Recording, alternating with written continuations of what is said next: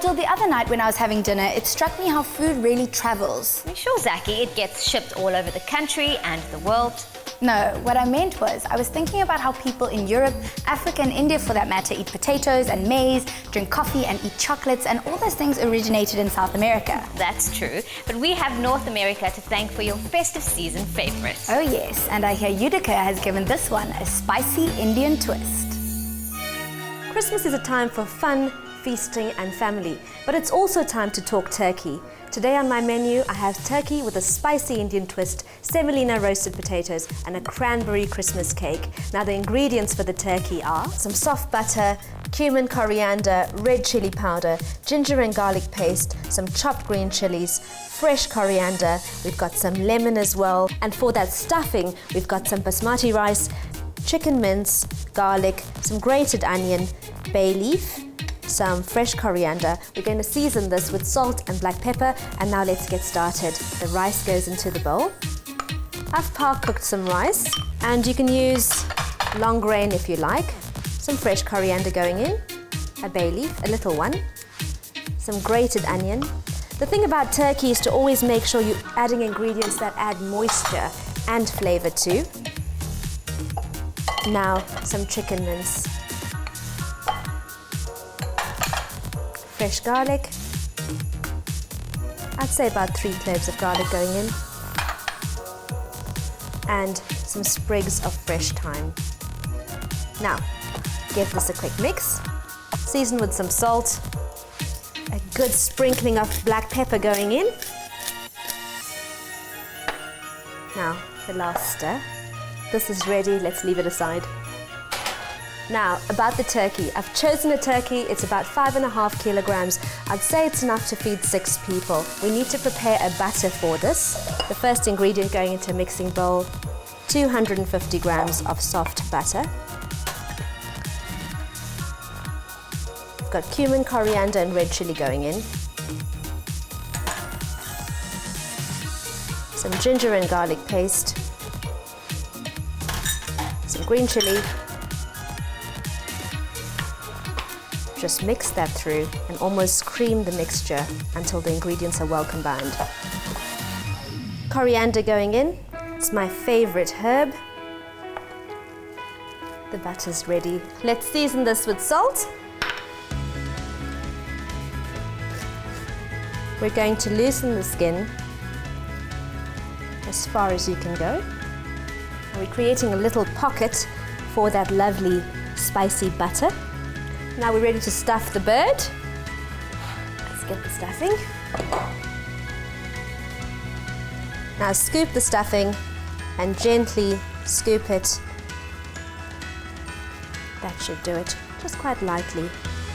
Now, let's butter up this turkey.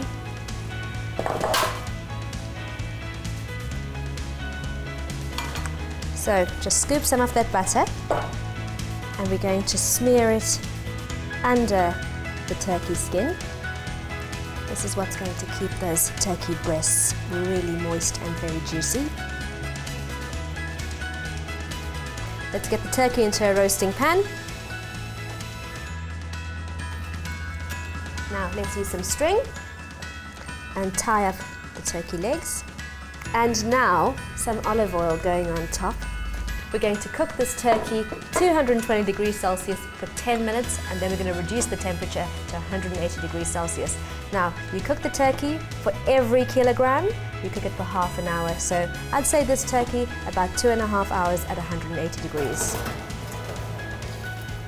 Now for the semolina potatoes, you're going to need 6 potatoes, about 50 grams of semolina. We've got 6 garlic cloves, some fresh thyme, salt and black pepper. We're going to cook that in olive oil. Now the first thing you need to do is to pop 6 potatoes into a pot, and then we're going to bring it to the boil with the garlic cloves. Just slice through that.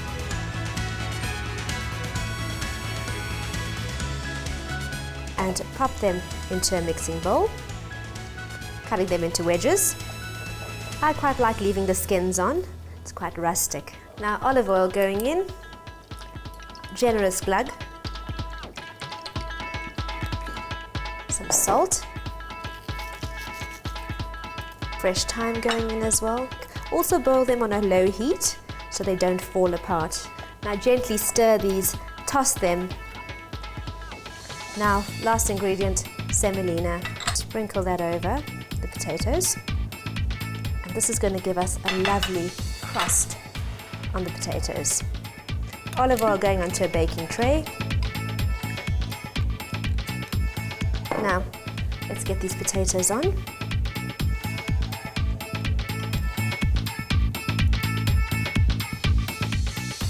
I think a good potato is hard to beat. Black pepper going in.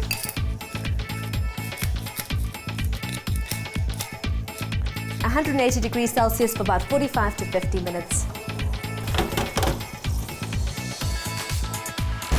For the cranberry Christmas cake, the ingredients are butter, sugar, vanilla essence, salt, baking powder, eggs, cranberries, dark chocolate, cocoa powder, self-raising flour, and full cream milk. For the chocolate drizzle, you're going to need chopped milk chocolate, fresh cream, and butter. Now, first ingredient going into the mixing bowl, some butter. Now, this is going to take about 5 to 7 minutes to cream.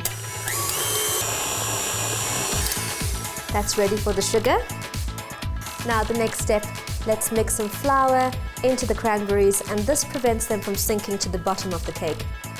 Now, next ingredient going into the sugar and butter, some vanilla essence, and then some salt, just a little pinch.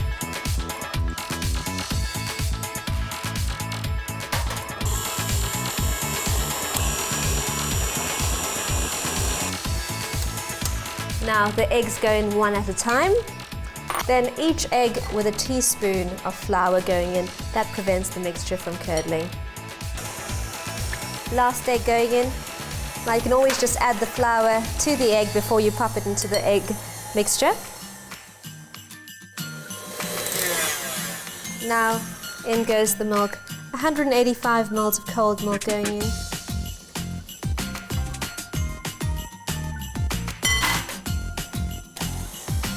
Once the milk's in, it does look like the mixture separated slightly. Now let's pop the flour in. Next, in goes the baking powder.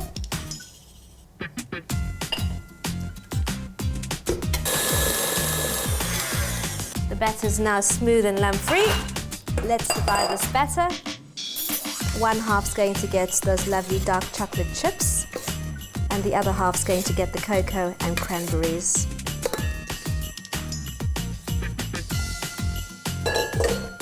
Now, cocoa powder going into one, and the cranberries, and into the other half of the batter, dark chocolate chips.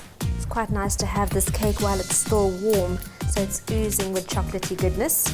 Cranberries and the cocoa powder going into the other half. Swirl that through, scrape the bottom of the bowl, and just lightly work the cocoa powder into the egg mixture. Use a spoon. First, we're going to use the cranberry and cocoa mixture. I'm going to pop that into a greased band tin. I'm using a silicone one for this.